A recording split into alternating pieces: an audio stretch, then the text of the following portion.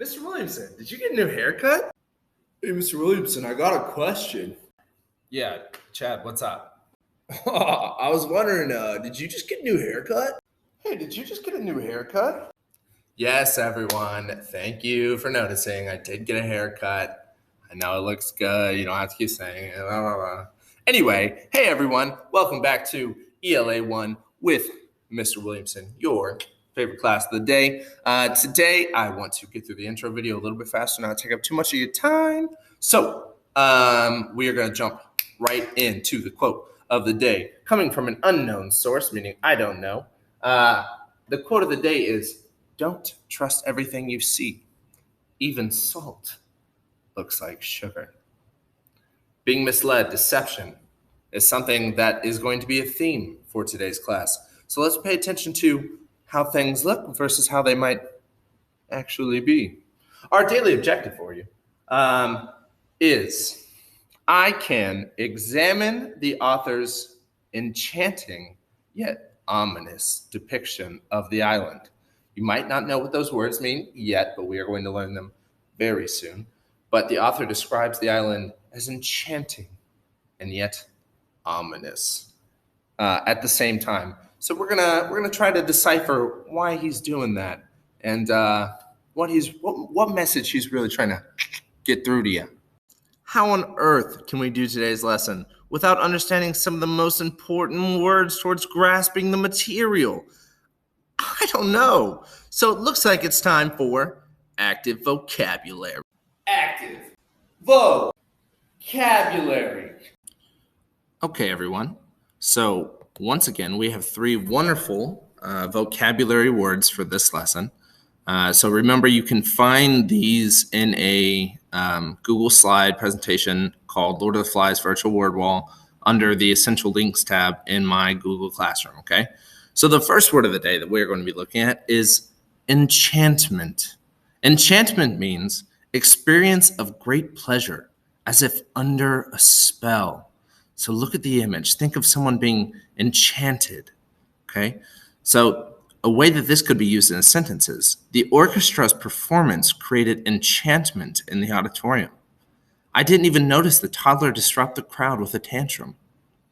So now what I want you to do is to go ahead and use enchantment in your own sentence. Go ahead and do that now.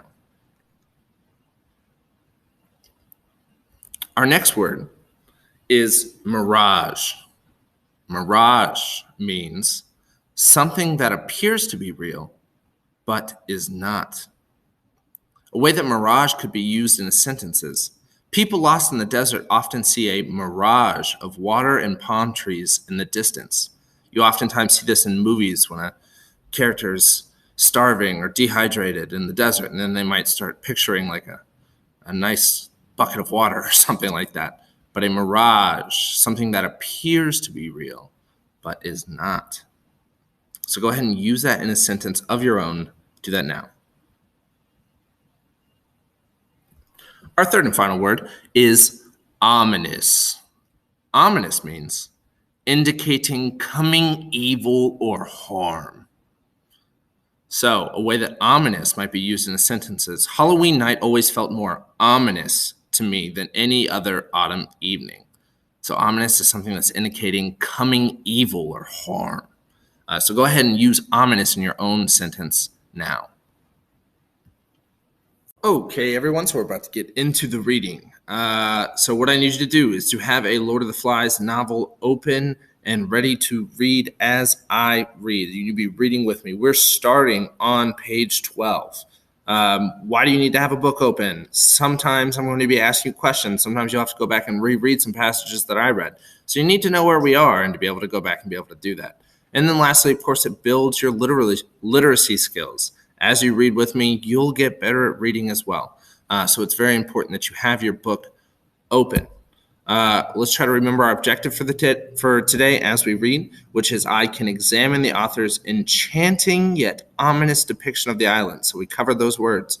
So maybe it's more like I can examine the author's kind of dreamlike yet like scary or haunting depiction of the island. Okay, so right now, what I need you to do is go to page 12. Okay, the very top of page 12 is where we're going to be starting. If you need to pause, do that now. Get your book, open it to the top of page 12. Okay, everyone, so we're going to be in Lord of the Flies, chapter 1, on the top of page 12. If you remember yesterday, right as we left off, Piggy is talking to Ralph. And Piggy was only called before this the fat boy, but he then trusted Ralph. He came to him and he said the kids used to call him Piggy. And then Ralph started laughing hysterically that everyone just called him Piggy, and he was rolling around in the sand, Piggy, Piggy, Piggy. So then it goes, the last line on page 11 is, it's fine so long as you don't tell the others. Piggy is asking Ralph not to tell any other people that he used to be called Piggy. So we pick up on the top of page 12 now. Ralph giggled into the sand. The expression of pain and concentration returned to Piggy's face. Half a sec. He hastened back into the forest. Ralph stood up and trotted along to the right. Here the beach was interrupted abruptly by the square motif of the landscape. A great platform of pink granite thrust up uncompromisingly through forest and terrace and sand and lagoon to make a raised jetty 4 feet high. The top of this was covered with a thin layer of soil and coarse grass and shaded with young palm trees. There was not enough soil for them to grow to any height, and when they reached perhaps 20 feet, they fell and dried, forming a crisscross pattern of trunks, very convenient to sit on. The palm that still stood made a green roof, covered on the underside with a quivering tangle of reflections from the lagoon. Ralph hauled himself onto this platform, noted the coolness and shade, shut one eye, and decided that the shadows on his body were really green. He picked his way to the seaward edge of the platform and stood looking down into the water.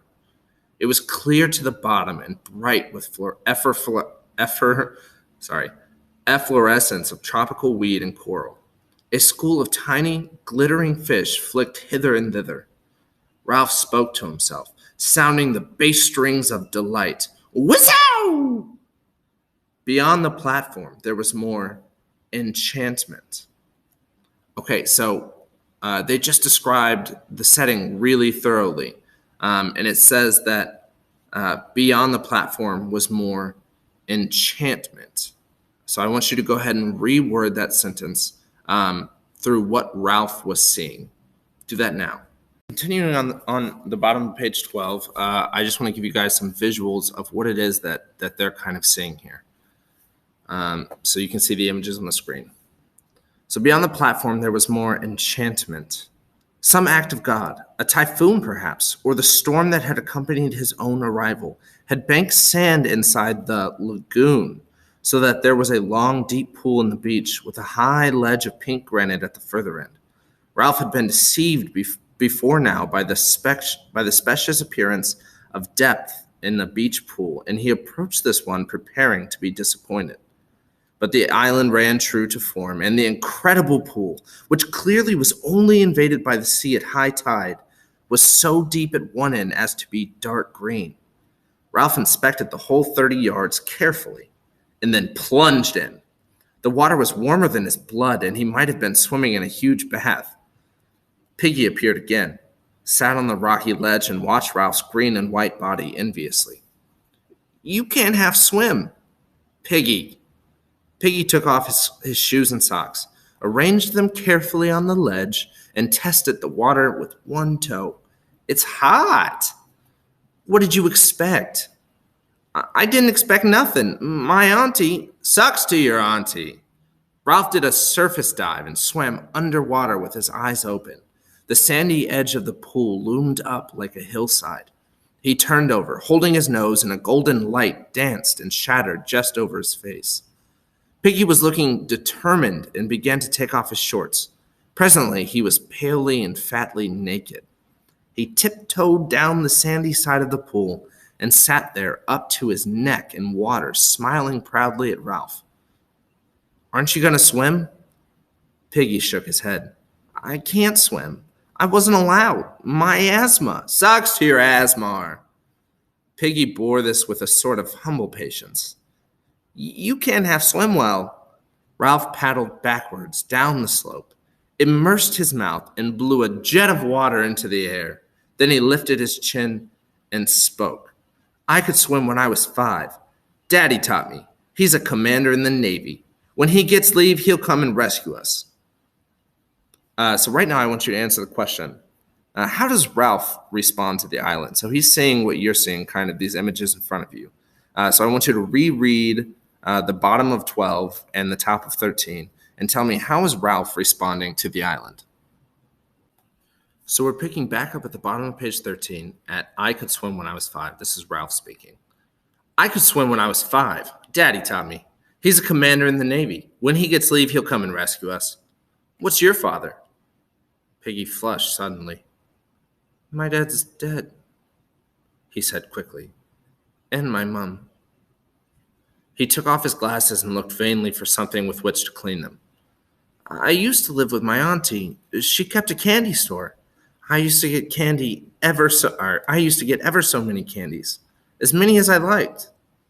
When will your dad rescue us? As soon as he can. Piggy rose, dripping from the water, and stood naked, cleaning his glasses with a sock. The only sound that reached them now through the heat of the morning was the long, grinding roar of the breakers on the reef. How does he know we're here? Ralph lolled in the water. Sleep enveloped him like the swathing images that were wrestling with the brilliance of the lagoon. How does he know we're here? Because, thought Ralph, because. The roar from the reef became very distant. They'd tell him at the airport. Piggy shook his head, put on his flashing glasses, and looked down at Ralph. Not them. Didn't you hear what the pilot said? About the atom bomb? They're all dead. Ralph pulled himself out of the water, stood facing Piggy, and considered this unusual problem.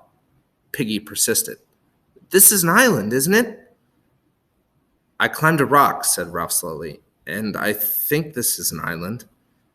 They're all dead, said Piggy, and this is an island. Nobody don't know we're here. Your dad don't know. Nobody don't know. His lips quivered and his spectacles were dimmed with mist. We may stay here till we die. With that word, the heat seemed to increase till it became a threatening weight, and the lagoon attacked them with a blinding effulgence. Get my clothes, muttered Ralph. Along there. He trotted through the sand, enduring the sun's enmity, crossed the platform, and found his scattered clothes. To put on a gray shirt once more was strangely pleasing. Then he climbed the edge of the platform and sat in the green shade on a convenient trunk. Piggy hauled himself up, carrying the most of his clothes under his arms. Then he sat carefully on a fallen trunk near the little cliff that fronted the lagoon, and the tangled reflections quivered over him. Take a look at our first focus question of the day. Essentially what you're going to be doing here is looking at the difference between how Piggy and how Ralph react to how they're reacting to their new situation. And I want you to explain how these details reveal a difference between Ralph and Piggy's mindsets.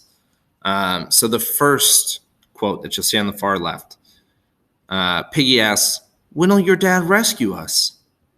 Soon as he can. In the second quote, we see Piggy ask, how does he know we're here? Because, thought Ralph, because. In the third quote, we see Piggy say, they're all dead, and this is an island. Nobody don't know we're here. Your dad don't know? Nobody don't know. His lips quivered, and the spectacles were dimmed with mist. Okay, so in the first two quotes, you see Piggy asking a question, and Ralph responding in a blunt, kind of nonchalant, just throwing Piggy's question kind of to the side. And in the third quote, we see how Piggy's fears are coming to life. We see him kind of have this realization that nobody might know they're there and that they might die there. So what I want you to do is tell me what these three quotes reveal about the difference between Ralph and Piggy. You might start your sentence with, while Ralph maybe thinks this, Piggy thinks this. Or in spite of Piggy's fear and nervousness, Ralph is this. I don't know. So respond now in at least one sentence.